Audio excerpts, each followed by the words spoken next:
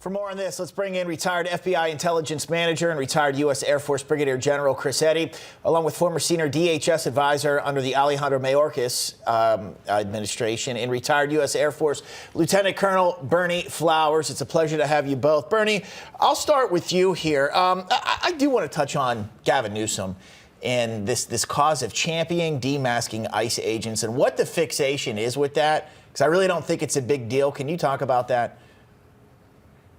I think, first of all, Bob and Katrina, thanks for having me. It's always a pleasure to see you guys. As for Gavin Newsom, anything that comes out of his mouth, he's lying. The issue today is he's just totally political. And, he should be doing his job. He is the governor of the largest state by population-wise in the United States.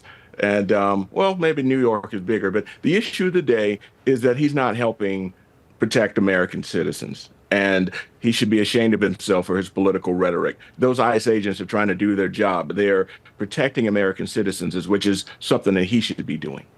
General, what do you make of President Trump's memo targeting political violence, really where it counts, which is the bottom line in terms of the funding? For sure. And for this to be successful, it has to be a whole of government approach. You know, the federal government has had success against decentralized organizations in the past. The environmental extremists are very similar structure-wise, where it's a lot of actors going on their own. So the government, the best way to get in, and always the hardest, is to try to find informants to infiltrate the groups, to see how they're communicating, and then be able to get into their encrypted communications to figure out where the network is. And then obviously the financial one, if you're able to crack into the crowdsourcing funding to track that whole network down. Yeah, Berney, your comments on investigating this and the need for it. You know, it's interesting because I spent a lot of time in the three-letter community, and we have marvelous capabilities. But we have to balance those capabilities with civil liberties.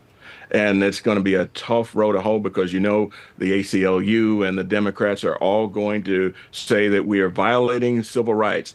But I think keeping Americans safe and keeping those police officers and law enforcement agents might just be more important. They're trying to do their job, and they're trying to keep us from domestic problems that we just will have a hard time stopping. And a lot of this stuff is, couched under national security because a lot of this stuff is being pushed by entities that probably don't mean us well and that are probably outside the borders of the United States. So this is a national security agency, or better, a national security issue that the way I see it. Kind of seem like a little militia almost, especially when you put on images like that on the screen. Yeah, dangerous. General, do you think we hear so much of the phrase, the new popular phrase seems to be, we need to tone down the rhetoric. And as much as that is being said, I haven't seen that happen yet. Do you think any of the president's actions here will help that happen? Well, I don't know about the other side, if they're going to be toning down the rhetoric at all. But if we're able to take the violent criminals off the street, that will certainly help. And we have to target the most violent ones first to make sure that we're on obviously the right side of the law, as my colleague said. So it's incumbent on both sides, obviously, to turn down the temperature. But right now, with the rise in left-wing violence, it's more incumbent on one side than the other. And we need to target the most violent criminals first through those investigative means that I mentioned earlier.